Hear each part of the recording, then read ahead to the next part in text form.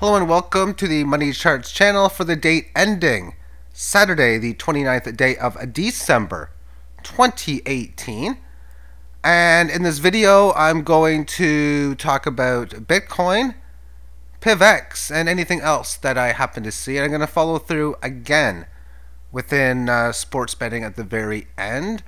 All I got for extra picks will be a fantasy football suggestion for tomorrow. Other than that, let's begin, and everything's within your own risk, own reward. And those who have taken my risk today in pro hockey and international junior hockey especially, congratulations. What a phenomenal day, to say the least.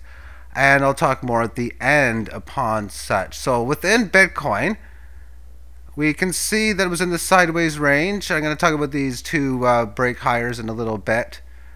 But after this failed attempt higher, very large red candle down, going from close to 39 and 2/5 down to the key Fibonacci level at 3,700. So that was a differential of 200 and a quarter, 6-ish or so percent. A standard move that you would expect. And how many times have we seen moves like this? There's already one on this time frame. And just for the heck of it, there's another one here. In the past, have we had them? Oh, we had a couple in a row there.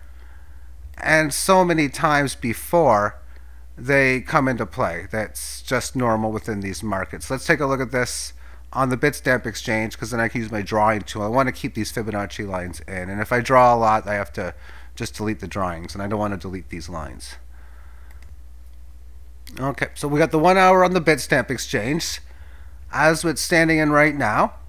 So originally I had this move here, and then it established even a higher level of resistance within its same play and corrected it for quite some time. First establishing a level of support in here. It resisted that support point here. So originally it looked like a very short-term failed breakdown, as of course this is what has been the place already, this possible failed breakdown. Oftentimes when failed moves can create fast moves in the opposite direction. Well, this might not be one of those times. And keyword still is might, and technically it almost is because of this move already.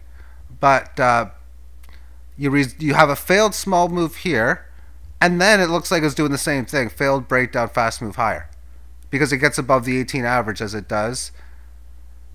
And thus it's also a chance to break out of this long-term resistance in here as well, getting above the 18 average noticeably. And that's the failed breakout now, because it comes in, you get the top in here, and quickly you get a large wave lower towards the downside. And I haven't looked at the shorter term analysis yet, but 15 minutes happening really, really quick, and then just moving very slow after that, or just grinding the moves. It does that so often. Either a big move up, goes sideways. Big move down, goes sideways. Establishes support, establishes resistance. Always the same deal. How many minutes did this take? It was obviously less than 10.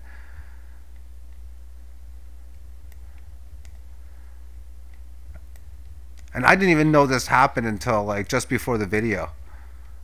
So it went hours. Of course, I was doing other things, and when I was on the computer, it was obviously doing videos in hockey. That's it. In fact, mainly it was just pretty much doing videos. As one thing I'm going to talk about is, you know what, trading, doing the game of going long here, selling at this point, basically all of the strategies, other than the ones, the buy low, sell high I talk about, they're not fun to do, and I don't want to do it, so I'm not doing it. And my strategy, quite frankly, is kind of easy and simple as far as the work involved, so I need something to do more at times. So that's why I'm going to be talking at the end of the video about such. But having to just be alert to all these different things, having indicators going off, I don't have the time or want to do things of that nature. But I understand why some people would, and why I did before in the past. But today we see in here the fast moves lower, 1, 2, 3, 4, 5 minutes to lose that 6%. And that's when they're ready to go. That this is just very normal within these markets. Moving into the 4-hour term, there's that level of support that originally got taken down. It got above the 18 average, and it stayed above it for several periods in here. So there's that Failed breakout, and I've seen that several times before. Failed move to bigger move, and so if that's something I have to look at now, this is going to make this support test, especially on the immediate time frame, which is basically to the rest of the weekend into Monday. So by Monday as the immediate time. That if it's going to fail from here on a negative basis, then that's going to be interesting. But the daily chart says that as it is anyway, because we were down for so long. Major decline amongst the 18. There's our attempt to break out. And then the first correctionary move, which has been going on for a few days, had the 18 low supported, resisting such. So it still hasn't broken it. All further decline and not breaking it. All that's going to happen now, if it doesn't do much, is just going to make this band flatten out, which is going to make more of a neutrality basis. But on the event of the break of this support, I don't know if it's going to happen or not, but I realize if it does, the mathematical odds of finding support here, for anything good support, we'll say, is so slim. I define a poor support where it only goes up here and falls down, something like this, or any type of sideways congestion within that area for a period of time correcting sideways. As far as trading is concerned, you're not profiting buying here, and you're not profiting much selling up here. So I don't look at that as good support. And in view of the TUSD, or the opposite, the true US dollar, there's its rise, and of course falling down below the 18 in here, mainly establishing a level of support. When you have a big run like that, it's not a panic that you break the 18 lows like this, but it's how you react after the fact, which in this case had its rally, the sell-off, but within this we could say, oh, this band is starting to flatten out. Now if this area falls into the opposite here, what would you see? A failed possible rally, which would mean the failed decline. And breaking out above here, I'd be saying like the same opposite. I don't like the chances of much resistance. And next, looking at PIVX, I briefly looked at this a couple hours ago and noticed it was doing well. So therefore, daily chart, this looks good. This really, really looks good. I mean, what else can I say? Oh wow, this is just beautiful. This thing is poised. I'm glad my sell orders are where they are now, because I'm not selling anywhere in the near term. Wow, what a beautiful 15. Let's get this looking on Binance, just because they got more trades. You get nicer looking green candles. That's why I say when you have proper, like nice looking pictures, this is the difference of one. And the smaller exchanges can give you more value because they can have interesting moves. Just quickly look at the arbitrage. 25, 28, 25.71. Not bad. Or 25.57 rather. Oh, not good at all. Or 24.9. Yeah, 24.92.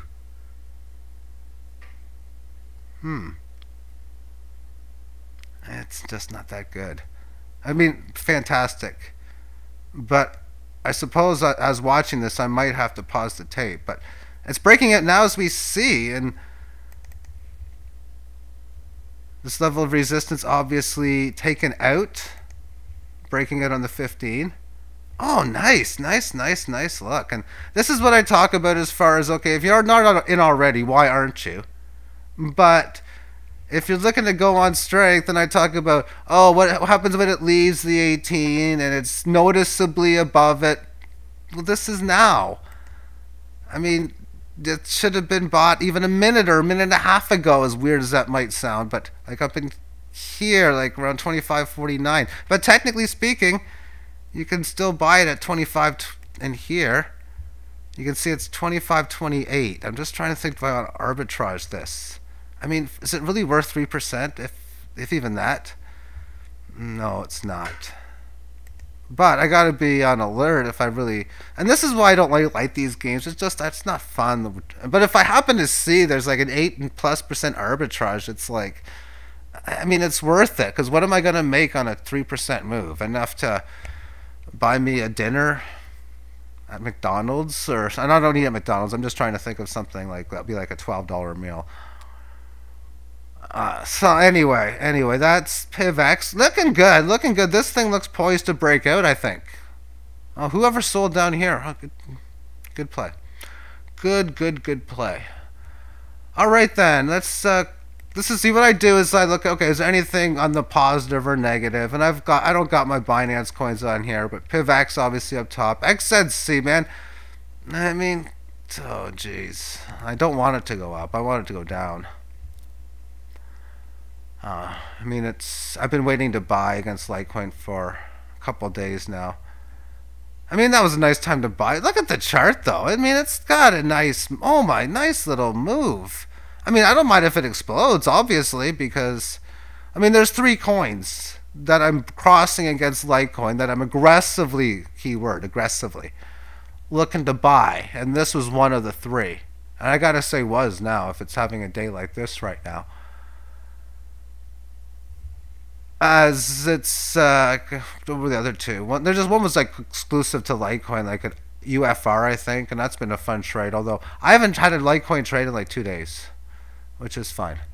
But anyway, we can see in here the movement's going up and down, resistance, and these nice little moves in here. Just having this, just fantastic to be able to have them available. I was unable to get a good sale in the upper tick, unfortunately.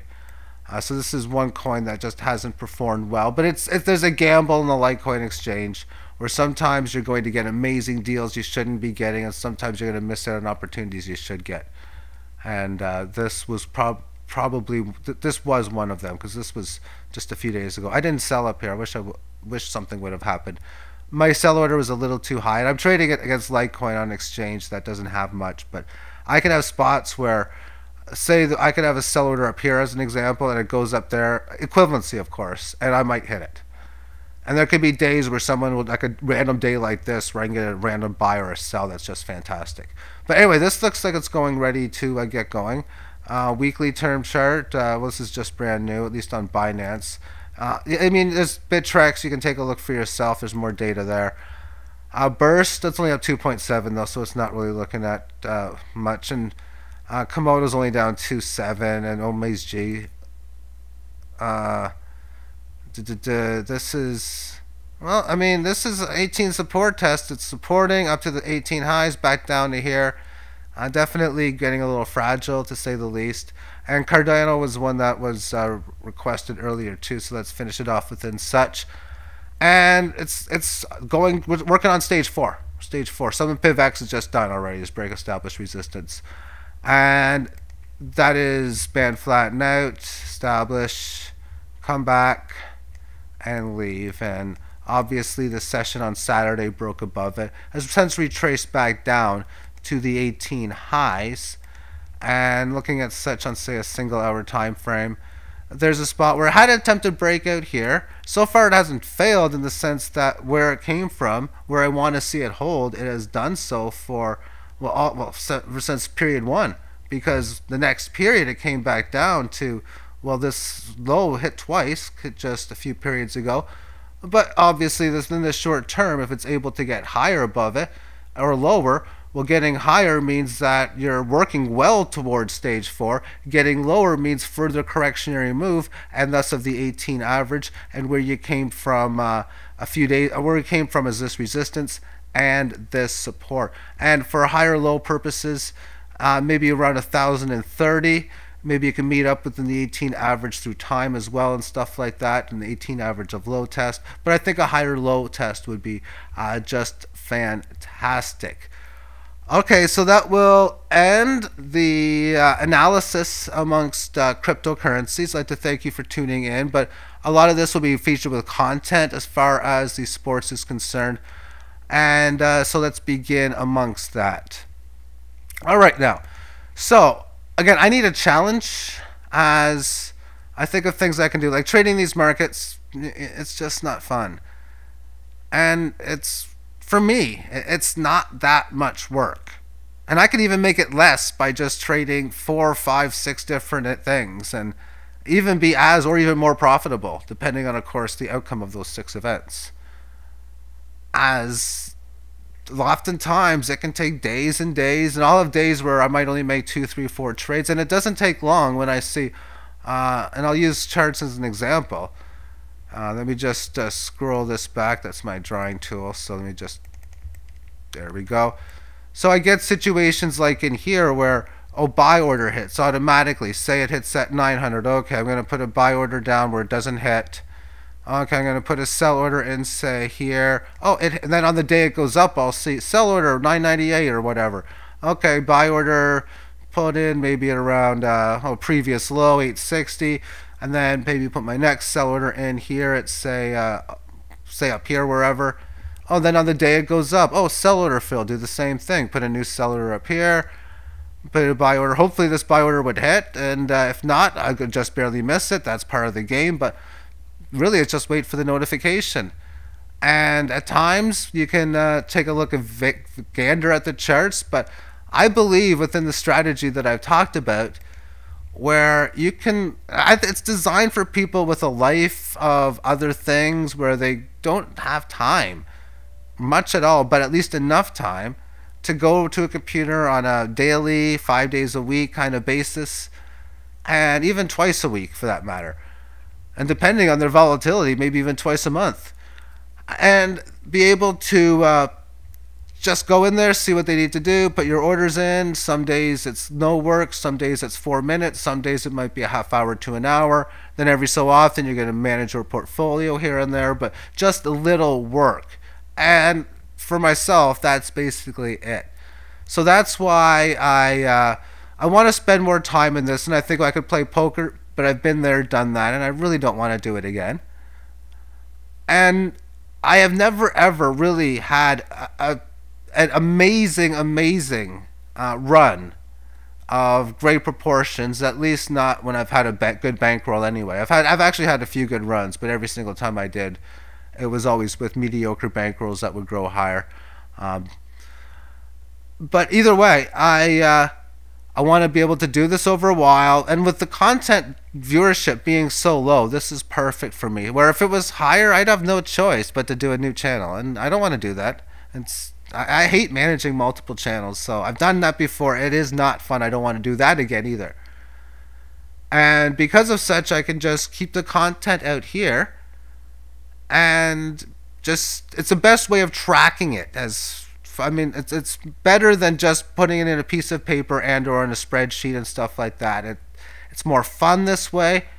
And I'd also know that there's going to be a few people that are going to enjoy it, and some that I can help out along the way, whom are interested in either working towards handicapping themselves, or if I'm curious to see how good someone can get and how few people are going to tell those results when they're public on the internet.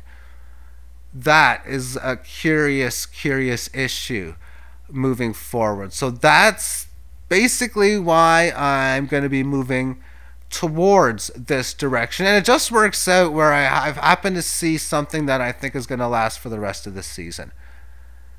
The playoffs are going to be an interesting thing. We'll get to that point, of course, when April arrives, but until then, that's all of January, all of February, March, and into April.